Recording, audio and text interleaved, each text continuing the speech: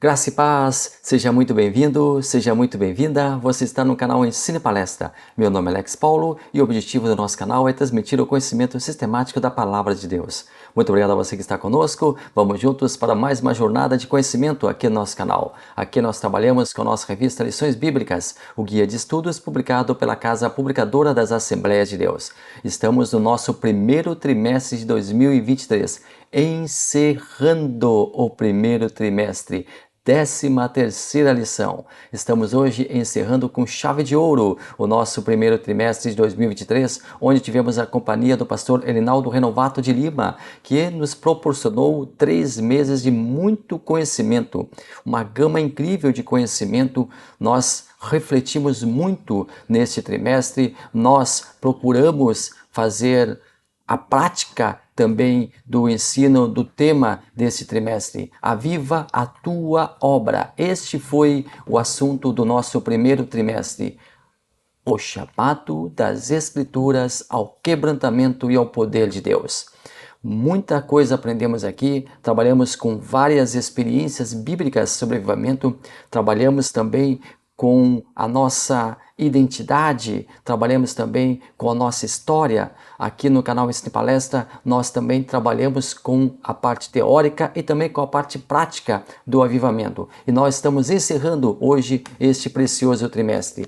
E aqui está a nossa revista do nosso... Opa, não, essa aqui não é a nossa revista, essa aqui será a próxima revista. Olha só que coisa linda, pessoal. Esta aqui é a próxima revista que nos acompanhará em abril, maio e junho, falando sobre família, relacionamento em família, superando desafios e problemas com exemplos da Palavra de Deus. Aqui no canal Ensine Palestra nós já temos um vídeo, e vou deixar na descrição do vídeo, vou deixar também lá no final, um vídeo onde nós colocamos aqui um panorama do nosso próximo trimestre, do nosso segundo trimestre. Então, eu convido você a acompanhar esse panorama. Agora, eu me apaixonei pela capa dessa revista. Está muito clean, está muito branca, está realmente com uma identidade visual excelente. Então, nós, a partir da próxima semana, estaremos destrinchando este precioso cabedal de conhecimento, este precioso muitos exemplos serão citados aqui de personagens bíblicos para nos acompanhar e nos ajudar a entender, a refletir, a pensar família no segundo trimestre de 2023. Agora sim, esta aqui é a nossa revista e nós estamos encerrando o estudo nela. Avivamento, aviva, Senhor, a tua obra, e hoje a 13ª lição. Vamos juntos? Vamos então para mais um vídeo aqui no canal Ensine Palestra.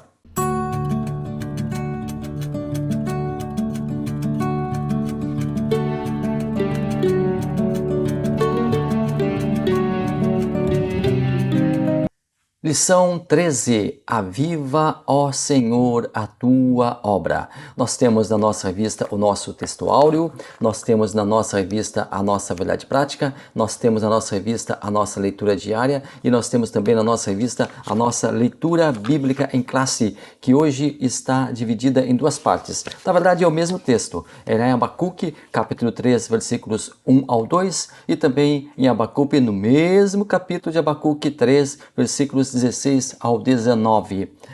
Primeira parte diz assim: oração do profeta Abacuque sobre Sigionote. Ouvi, Senhor, a tua palavra e temi. Aviva, ó Senhor, a tua obra no meio dos anos. No meio dos anos, faze-a conhecida. Na tua ira, lembra-te da misericórdia. A segunda parte: ouvindo eu, meu ventre se comoveu, a sua voz, tremeram os meus lábios. Entrava a podridão nos meus ossos, e estremeci dentro de mim. No dia da angústia descansarei, quando subir contra o povo que invadirá com suas tropas. Porque ainda que a figueira não floresça, nem haja fruto na vide, ainda que decepcione o produto da oliveira e os campos não produzam mantimento, ainda que as ovelhas da malhada sejam arrebatadas e nos currais não haja gado, todavia eu me alegrarei no Senhor, exultarei no Deus da minha salvação. O Senhor Deus é a minha força e fará os meus pés como os das servas, e me fará andar sobre as minhas alturas. Aviva a tua obra. Nesse trimestre, nós tivemos nossos olhos abertos, nós tivemos nossos sentidos aguçados, nós tivemos a nossa vontade transformada. Tudo em torno de um avivamento pelo qual nós ansiamos. Foi impressionante estudar sobre a vida de grandes homens usados por Deus para tentar transformar o seu tempo. Relembrar personagens bíblicos como, por exemplo, Moisés, Estevão, Pedro, dentre outros que tinham acesa em si a chama pentecostal. Daniel Berg e Gunnar Wingren experimentaram o batismo no Espírito Santo e trouxeram para o nosso país a fome e a sede necessárias e imperiosas de um avivamento. Na leitura em classe que nós fizemos menção aqui, nós lemos um texto que é o texto célebre sobre avivamento. Este texto é um referencial quando se trata de avivar. Assim nós encerramos o presente trimestre com chave de ouro, versando sobre o que de mais profundo entende-se por avivamento. Durante os 3 últimos meses, janeiro, fevereiro, março, nós estamos ainda em março trabalhando, vivenciando, estudando sobre personagens bíblicos que tiveram vida e ministério avivados. Moisés, Estevão, Pedro, a própria pessoa de Jesus nós estudamos aqui. Nós ainda contextualizamos o avivamento no âmbito da igreja. Nós analisamos a importância de um avivamento pessoal. Então nós trabalhamos aqui desde a parte bíblica, onde nós vivenciamos com alguns personagens o avivamento. Nós trabalhamos também na parte espiritual, trazendo para a espiritualidade, porque o avivamento é espiritual, mas também nós trabalhamos na parte praxis, na prática, o que nós temos a ver com o avivamento. Como o avivamento faz sentido no dia de hoje. A importância também de um avivamento pessoal, personal, personalizado. Enfim, nós permeamos os principais tópicos que envolvem esse importante assunto. Ao longo das últimas lições, nós relembramos as histórias de avivamento pentecostal no mundo. Você lembra também que nós trabalhamos aqui sobre o surgimento da Assembleia de Deus no Brasil? Todos os vídeos estão na nossa playlist Aviva a Tua Obra. Eu convido você a passar lá e assistir esses vídeos onde nós trabalhamos todos os assuntos que nós estamos falando aqui de maneira extremamente resumida. E lá você vai ver que nós trabalhamos com os nossos pioneiros, Daniel Berg e Gunnar Wingren. Nós fizemos uma imersão na vida deles. Nós acompanhamos a sua viagem ao Brasil. Nós acompanhamos o ministério de ambos em solo brasileiro. Nós ainda pontuamos sobre missões, a sua importância, a sua relevância na vida da igreja. E como missões está correlacionada com a obra do avivamento. Também, como não poderíamos deixar de falar, como não poderia deixar de ser, também falamos sobre o Espírito Santo, o grande agente impulsionador do avivamento. É Ele quem aviva, é Ele, Espírito Santo, quem dinamiza a igreja, que aviva a igreja. O mesmo santo e maravilhoso Espírito também é aquele que nos conduz ao proveitoso e genuíno avivamento. Um fato interessante que chamou a atenção nos últimos meses foi o inesperado avivamento na Asbury University. Nós também fizemos um vídeo, um short aqui sobre esse acontecimento.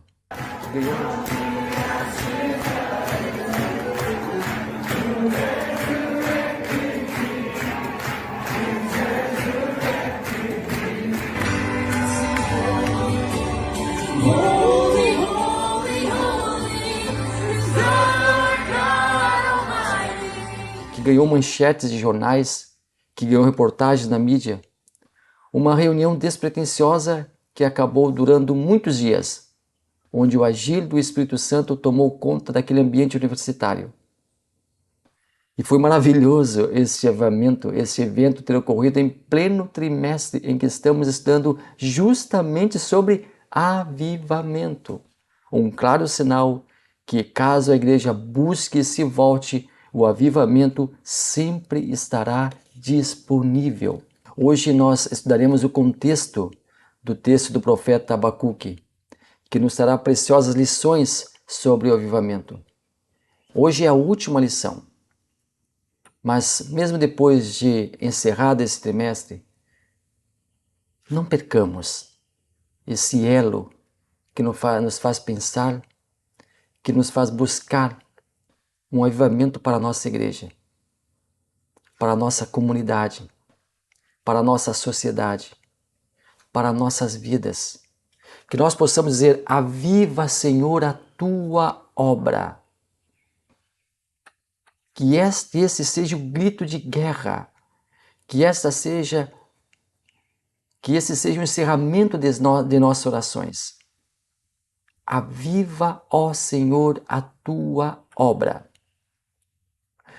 Nós temos aqui 3 tópicos e subtópicos para analisarmos. E eu vou fazer de uma maneira diferente. Eu vou seguir sim o tema da revista, nunca fujo do tema da revista, nós não podemos fugir do tema da revista, mas nós vamos falar de uma maneira que talvez não esteja da mesma maneira estruturada dentro da revista, mas todos os assuntos, todas as propostas da revista serão contempladas no nosso vídeo. Por exemplo, nosso primeiro tópico, o clamor pelo avivamento. A intercessão angustiada do profeta, primeiro subtópico. A aparente indiferença de Deus, segundo. A resposta pronta de Deus, terceiro. Segundo tópico, o avivamento pela palavra. Primeiro, ouvir a palavra de Deus. Segundo, temer a Deus. Terceiro, o clamor pelo avivamento. E nós temos o terceiro tópico, avivamento, questão de vida ou de morte. Primeira parte, o clamor pela misericórdia de Deus. Segunda, Deus é misericordioso. Terceira, clamemos a Deus.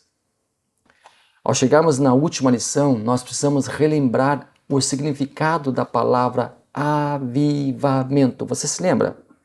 Você lembra? Lá no início, lá na primeira lição, lá no primeiro vídeo que nós conceituamos avivamento, ainda está claro na sua cabeça? Ainda está latente na sua cabeça o que é avivamento? Avivar é voltar a viver. Só pode voltar algo que já se foi, que já aconteceu, que já vivenciou. Só precisamos avivar quem um dia foi vivo e hoje está em uma outra situação. Avivar também pode ser compreendido por restauração. O que é restaurar? Restaurar é trazer a forma anterior, fazer com que volte a ser o que era ou o mais próximo possível disso. Avivar também tem a ver com conserto, consertar. E eu só vou me preocupar, você só vai se preocupar em consertar aquilo que está avariado, aquilo que está comprometido. O conserto é a ação de restaurar, fazer com que o que estava avariado, o que estava comprometido, volte a funcionar da mesma maneira anterior ou da melhor maneira possível. E nós vamos analisar aqui o texto de Abacuque e tentar compreender melhor o seu sentido. De novo, nesse último vídeo eu vou estar abordando os temas previstos na nossa revista, mas através de uma outra organização, porque aqui sim nós estaremos otimizando o nosso trabalho. Avivamento, então, é voltar a viver. E o que é reavivamento? Qual a diferença de avivamento e reavivamento? Avivamento, despertar, acordar, tornar a viver. Conceituamos aqui. Reavivamento, flexão de reavivar, que está sendo avivado novamente, ganhando mais vida. E qual a importância do avivamento? E aí agora nós vamos lá para dentro do texto. Agora nós vamos lá para dentro da passagem de Abacuque. Então, de novo, avivamento, despertar, acordar e reavivar, continuar despertado, continuar acordado. continuar ganhando vida, continuar sendo impulsionado, continuar sendo abastecido. Avivamento e reavivamento. Quem não está mais vivo precisa ser avivado. Quem está avivado, mas também está cansando, também está quase desistindo, ou quem está realmente quase chegando ao limite, tem que ser reavivado, ganhar mais força. Vamos para Abacuque, mas antes disso, vamos falar um pouquinho do profeta Abacuque. Nós precisamos também conceituar o profeta Abacuque, conhecer o profeta Abacuque. Abacuque é um livro que está perdido lá no final do Antigo Testamento e por vezes o pessoal tem dificuldade em achar. É um livro muito pequeno, tem apenas 3 capítulos. Mas quem foi o profeta Abacuque? Segundo estudiosos, ele pertencia à tribo de Levi. Ele foi contemporâneo de Sofonias, de Jeremias, de Daniel, de Ezequiel. Lembre, Jeremias estava pregando para a tribo de Judá. Nós estudamos também isso aqui, temos uma playlist sobre esse estudo aqui. Também está lá na capa do canal, vá lá, dá uma olhadinha, dá uma maratonada para conhecer melhor a história do cativeiro de Israel, como se deu o cativeiro de Israel, como se deu a volta do cativeiro de Israel, está tudo lá nas nossas playlists. Vou deixar aqui na descrição para você, para facilitar para você. Então, Sofonias, Jeremias, Daniel e Ezequiel. Jeremias ele pregava para a tribo de Judá, dizendo que viria um castigo caso o povo não se arrependesse. Enquanto isso, Daniel foi lá para o exílio, depois Ezequiel foi lá para o exílio babilônico. Aqui está Abacuque. Onde entra Abacuque? Abacuque continua em Judá. Ele é testemunha do que está acontecendo ali. Interessante que Abacuque é um profeta diferenciado, enquanto que o profeta, Deus fala para o profeta fala para o povo, Abacuque, ele fala com Deus, ele toma a iniciativa de falar, de conversar, de reclamar, de lamuriar. Vamos ver daqui a pouquinho isso aqui. Então ele foi da tribo de Levi, ele foi contemporâneo desses profetas, e existe uma grande discussão sobre a data de escrita do livro. E muitos chegam à conclusão que ele foi escrito cerca de 25 anos antes do primeiro cativeiro babilônico, em 605.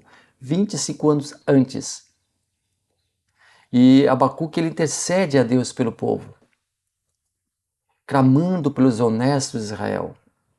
Segundo estudiosos, ele era bem aceito entre a sociedade, diferente de Jeremias, que talvez por ter uma pregação bem mais incisiva, ele não era aceito para o povo e até mesmo a monarquia desprezava Jeremias. Abacuque aqui ele era aceito pelo povo. E o livro foi escrito durante o tempo de uma grande apostasia, provavelmente durante a última parte do reinado de Manassés, ou durante a primeira parte do reinado de Josias. O tema do livro é lamentação. Lamentação acerca dos pecados de Judá. Lembre-se que também Jeremias escreveu Lamentações de Jeremias, que vem logo após o livro do profeta Jeremias. Mas Jeremias lamenta a terra destruída, a terra arrasada. Abacuque ele lamenta antes que isto aconteça. Ele lamenta o que está acontecendo ali. Ele lamenta a situação ali. E Abacuque ele sofre porque ele pede, ele clama, ele fala, mas ele tem o silêncio de Deus como resposta. Isso deixa ele intrigado, triste. E deixa eu abrir um parênteses aqui. É claro que quando nós clamamos, nós queremos ser ouvidos. E somos sempre ouvidos. Entenda, Deus sempre ouve você. Ponto final. Agora, nem sempre ele vai responder você imediatamente. Ainda continuando dentro desse parêntese que eu abri, Deus pode dizer para você, ok, eu vou atender você. Sim. Deus pode dizer para você, não, eu não vou atender você. Você não está preparado ou alguma coisa ali vai atrapalhar a sua vida se você conseguir isso que você está tentando, achando que é o melhor para você, mas eu sei, Deus, sei o que é melhor para você e não vou dar isso. Ou Deus pode dizer, espera, calma, eu vou dar para você, mas tem que ter paciência. Então essas são as 3 respostas que Deus pode dar. E nós temos que ter os nossos ouvidos aguçados, espirituais aguçados, para entender a resposta de Deus. Abacuque ele estava perplexo. devido a toda a imoralidade de Judá. Abacuque estava cobrando de Deus uma atitude contra o mal. Deus responde às negações de Abacuque. Isso lá no finalzinho, lá no capítulo 3, dizendo que usará Babilônia para castigar a perversidade de Judá. E aí o profeta, ao invés de ficar alegre, festivo, ele fica mais intrigado. Como assim Deus vai ajudar um povo estranho, um povo rebelde, um povo mau, um povo sanguinário para punir o seu próprio povo? Mas foi o que aconteceu. Mas no final nós vamos ver que Abacuque ele compreendeu os desígnios de Deus. Então o que estava acontecendo ali? Uma desordem moral incrível. Enquanto isso, a Babilônia, os caldeus, eles estavam fortes. Eles eram os donos do mundo. A Babilônia era irresistível. Era a dona do mundo de então. Seu exército acumulava triunfos. Era humanamente impossível não sucumbir frente à poderosa nação babilônica. E Judá sucumbiu. Mas isso aconteceu, isto é preciso que você que é professor, que você que é coordenador, que você que é estudante, entenda que isso aconteceu sob o olhar de Deus, não como espectador, mas Deus, ele foi quem destinou o seu povo para essa derrota. Mas não antes de avisar. O povo poderia voltar atrás e voltando atrás, Deus não faria isso. Deus disse através de Jeremias, usando as palavras de hoje, usando uma forma mais coloquial, olha, se vocês se arrependerem, eu vou deixar, eu não vou fazer mal, vocês se arrependam, vamos reorganizar o posicionamento moral de vocês, vamos reorganizar, vamos formatar novamente a conduta espiritual de vocês e vamos partir do zero, vamos começar de novo, vamos passar a borracha, pronto. Agora, se vocês não se arrependerem, vocês vão ser presos, vão ser castigados, vão ser levados embora da terra de vocês. Deus avisou. Deixa eu abrir um parênteses aqui. Deus sempre avisa. Ninguém vai dizer, Deus não sabe, Deus não me avisou. Ninguém vai dizer, eu fui pego de surpresa. Ninguém vai conseguir dizer isso nunca, porque Deus sempre vai dar um jeito de avisar. De avisar. O povo foi avisado, mas não acudiu. O povo foi avisado, mas não respondeu satisfatoriamente à vontade de Deus. E foi levado cativo, mas olha só, mesmo cativo, Deus seguiu com o seu povo para lá no cativeiro para ajudar ele na hora da angústia. E lá estava Daniel e lá estava Ezequiel. E nós trabalhamos aqui sobre Ezequiel. E é muito bom esse livro, fantástico, sobre a vida de Ezequiel. E nós trabalhamos tudo isso nessa playlist que nós temos lá. Vamos então ao texto de Abacuque, oração do profeta Abacuque. O profeta está orando, pedindo, intercedendo, clamando a Deus por um acontecimento que ele quer presenciar. O que é? Avivamento. Abacuque ora por si e intercede pelo povo. Interessante nós relacionarmos com Daniel, por exemplo, que lá na Babilônia oraria tempos depois, lá no cativeiro babilônico, levando sobre si os pecados do povo e fazendo como um rebelde, se fazendo como um rebelde. Ele, Daniel, não tinha culpa, mas se fazia culpado, se colocava junto do povo. Não se colocava acima do povo, mas junto do povo. Embora não fosse, mas com o intuito de alcançar a misericórdia de Deus, ele se colocava como um pecador, como um transgressor. Abacuque segue a mesma fórmula. Fórmula também usada por Neemias, quando recebe a informação de que a cidade estava destruída. Isso tempos depois, muito tempo depois, quando o pessoal começou a voltar para ajudar. Nós também trabalhamos isso aqui no nosso canal. Então, essas 3 incontáveis histórias, 3 incontestáveis homens, porque nós não podemos contar a história aqui no momento, então nós falamos incontáveis porque nós não podemos falar demoradamente sobre Daniel, sobre Neemias, mas não podemos, nós temos que seguir adiante porque o nosso tempo é limitado.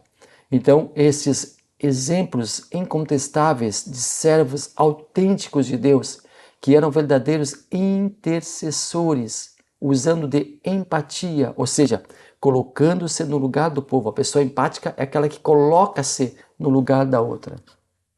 colocando-se no lugar do povo. Por quê? Porque amavam o povo, queriam o melhor para esse povo, sentiam-se parte desse povo. Um outro exemplo clássico de empatia, um outro exemplo clássico de altruísmo é Moisés. Deus queria destruir o povo e fazer uma nova nação. Porém, Moisés não aceita isto e intercede pelo povo e foi prontamente atendido por Deus. O que esses intercessores têm em comum? Além de altruísmo, eles tinham um relacionamento íntimo com Deus. Relacionamento íntimo com Deus. Tinham acesso a Deus pela sua misericórdia divina de Deus e também pela sua vida deles, vida ilibada. Indignação. O profeta Abacuque estava indignado. Esta é a palavra, indignação. Indignado com a maldade, com o desrespeito, contra uma sociedade corrompida, contra a apostasia do povo. Nós também, servos do Senhor, escute bem, eu acho que você vai me dar razão, também ficamos indignados contra a maldade. Você não fica indignado contra a maldade? Você não fica indignado contra a desordem social? Você não fica indignado contra a inversão de valores, contra a corrupção, contra a injustiça social? Com certeza, eu e você, assim como o profeta, também ficamos tristes ao vendo o mal prosperar. O mal parece que é o vencedor. E o reto, o correto, cada vez mais perseguido. Mas sigamos o exemplo de Abacuque. Ele não brigou com ninguém, ele não ofendeu, simplesmente foi ao encontro de quem? De Deus. Ele foi ao canal certo. Ele foi ao encontro daquele que poderia resolver todos os problemas, poderia resolver o caos social. Ele reclamou, ele pontuou, mas para Deus. A sua reclamação foi direcionada a Deus. Ele foi ao socorro daquele que o poderia socorrer. E ao conversar com Deus em oração, ele foi muito transparente em suas palavras. Falou com o coração. Seus lábios eram sinceros, falavam da sua alma. Ao conversarmos com Deus, muitas vezes, pedindo justiça, devemos ser também transparentes e sinceros. Devemos, com todo respeito, falar com Deus de nossos sinceros e profundos sentimentos. Ouvi, Senhor, a tua palavra e temi. O profeta presta atenção aos mandamentos de Deus, à sua palavra, ao que Deus tem a dizer através das Sagradas Escrituras. Temer aqui não diz respeito ao medo, pavor, não. Temor aqui tem a ver com respeito, com alinhamento dos pensamentos do homem à vontade de Deus. O temor aqui é o entendimento do profeta de que Deus tem o melhor para o seu povo, mas há uma imperiosa necessidade de ação humana, buscar a vontade de Deus e procurar entender o seu propósito. Temor aqui fala de respeito a Deus, mas também nós podemos dizer que temor aqui tem um pouquinho a ver com medo, sim. Medo do juízo de Deus, que estava por vir. Devido à calamidade social e espiritual da época de Abacuque, o juízo de Deus, o juízo divino, o juízo do Senhor era iminente. Aviva, ó Senhor, a tua obra no meio dos anos. Aviva, ó Senhor, a tua obra no meio dos anos. Por que no meio dos anos? Você se perguntou? Por que no início não? Por que no final não? Por que no meio? Interessante esse posicionamento do profeta. Ele é enfático. No meio dos anos. Isso é simples de explicar. Olha só, no início da nossa caminhada, no início da nossa jornada, nós estamos cheios de gás, cheios de vontade, vivendo o que costumamos chamar de primeiro amor. Tudo é novidade. Queremos mostrar serviço, queremos pregar, queremos evangelizar, falar de Deus, mostrar Cristo como Salvador, como a solução dos problemas. E lá no final da caminhada, a pessoa já tende a cair na zona do conforto, arrefecer seu entusiasmo, arrefecer o seu evangelismo e até mesmo deixar de frequentar certas reuniões da igreja.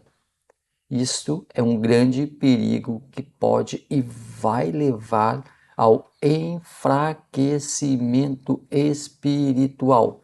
Mas poderá a pessoa cair no conformismo, no ostracismo e chegar ao cúmulo do desvio espiritual. Ou o que é pior, conduzir à apostasia espiritual, que é o completo esfriamento, na verdade o congelamento espiritual, a falta de respeito para as coisas de Deus, respeito zero para o que é sagrado, regressão total da fé. E para que não sejamos derrotados antes da linha de chegada, antes do final, para não cairmos no comodismo, na falta de fé, para que o nosso combustível não fique na marca do intolerável, nós devemos buscar o avivamento, não, o reavivamento. Lembre-se, avivamento é voltar a viver, mas aqui nós continuamos vivos. Só que o nosso avivamento está terminando, está esfriando. Então nós temos que reavivar, ganhar mais vida, mais estímulo. Isso deve ser buscado por quem ainda não morreu espiritualmente, para quem está nos últimos sopros de esperança, para quem já está a ponto de perder a sua comunhão, para quem não tem mais fé, aquela fé robusta que tinha no passado, para quem não se sente firme em sua convicção de cristão verdadeiro. Reavivar, ganhar mais vida, mais fé, mais convicção, mais confiança, mais serenidade, mais vivacidade, reavivados pela palavra de Deus, pelos exemplos de homens fiéis dos quais nós falamos aqui no decorrer deste mundo, pela comunhão com os irmãos. E quem já perdeu a esperança por completo? E para quem já desistiu? Para quem não está mais entre nós, isto nas reuniões, no nosso convívio congregacional. Esses precisam de um forte avivamento. Esses precisam voltar a viver. Esses precisam ressuscitar espiritualmente. O reavivar é para quem está fraco na igreja e o avivar para quem já perdeu o rumo. Em ambos os casos, avivamento e reavivamento somente acontece pela ação do Espírito Santo. Somente seremos abençoados e receberemos o impulso espiritual dado pelo Espírito Santo. É Ele quem impulsiona, é Ele quem abençoa, é Ele quem dá o que nós precisamos. Um outro fenômeno que pode acontecer ao longo da caminhada da fé é o chamado ativismo religioso. O que é o ativismo religioso? É estar na igreja para cumprir tabela, para dar satisfação ao pastor, à família, à comunidade, aos amigos. Estar na igreja e até desempenhando trabalhos na casa de Deus, apenas por formalismo, sem experimentar uma satisfação pessoal. Você conhece uma pessoa assim? Você lembra de pronto de uma pessoa assim, ou talvez de algumas pessoas assim, pessoas que não têm satisfação pessoal. Quando nós fizemos algo que nós gostamos, que nós amamos, algo que nos dá prazer, nós adquirimos uma satisfação pessoal.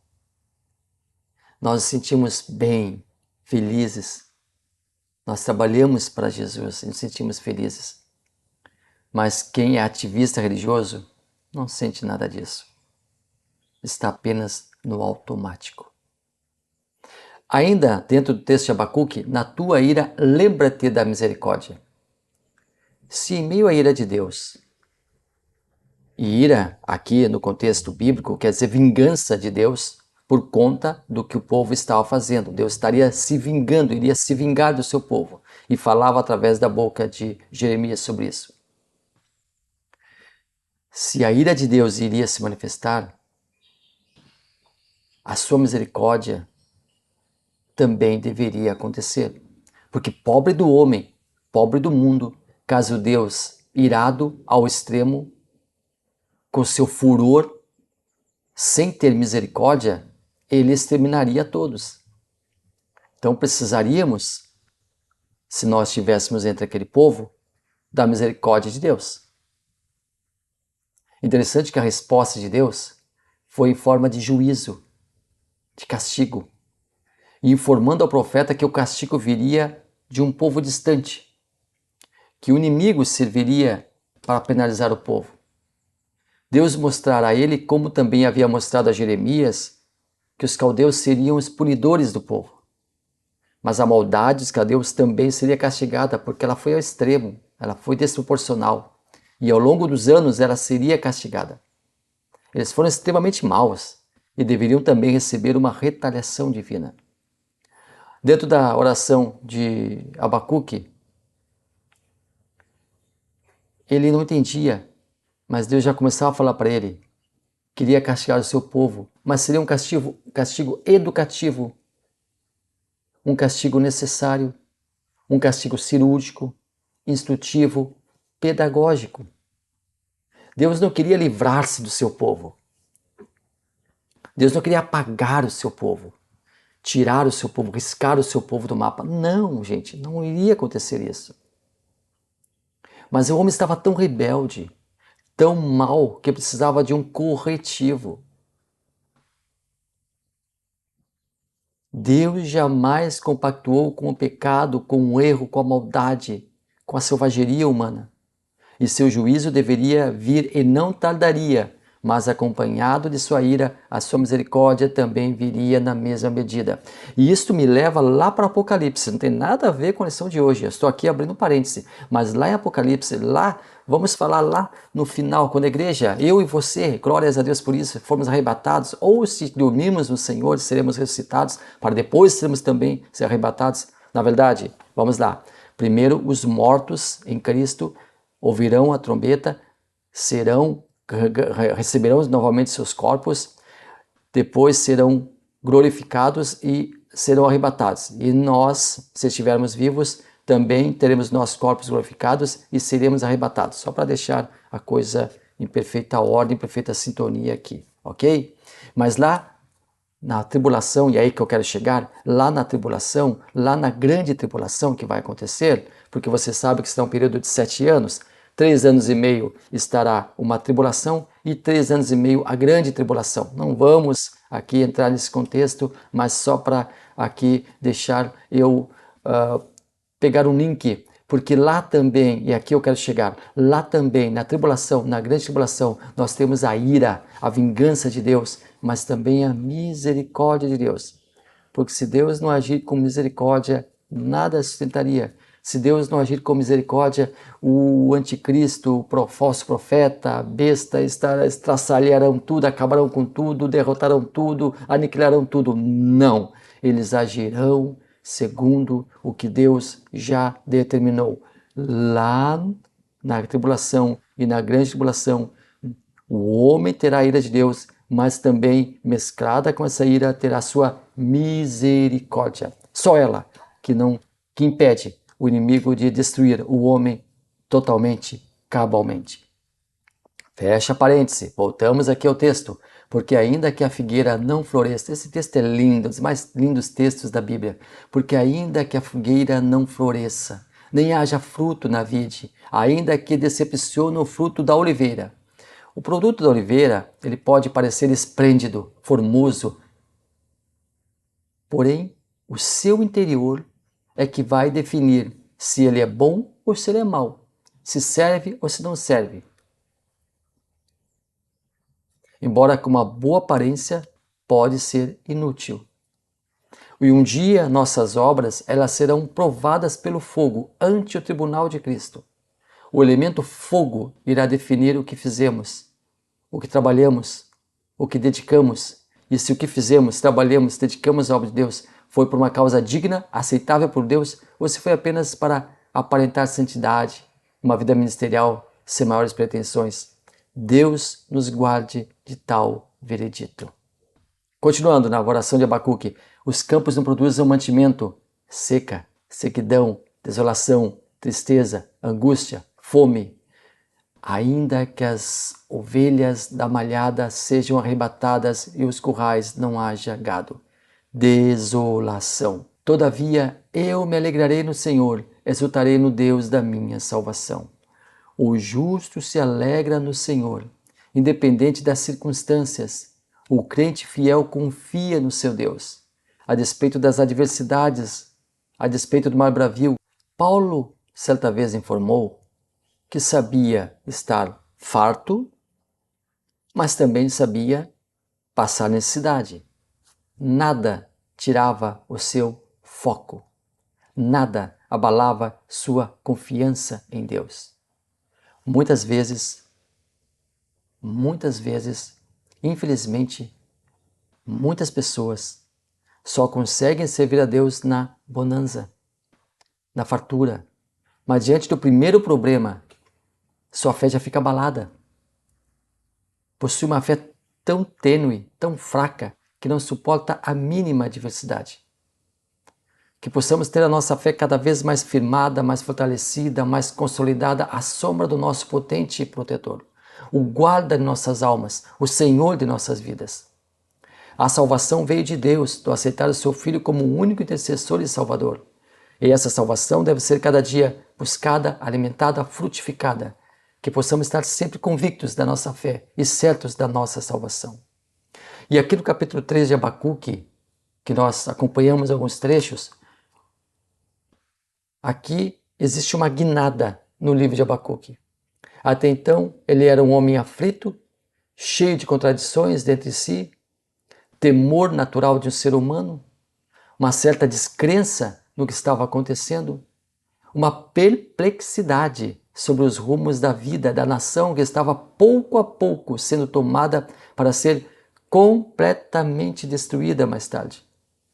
Falta de entendimento no que estava acontecendo, dificuldade de processar os acontecimentos, medo da desesperança, falta da presença de Deus, falta de expectativa da ajuda divina, pensamentos em perfeita desordem, tudo às avessas, tudo caminhava para um triste fim. Pergunta básica: isso já não aconteceu com você? Isso já não aconteceu na sua vida? Você não passou por momentos como esse? Responda para si mesmo.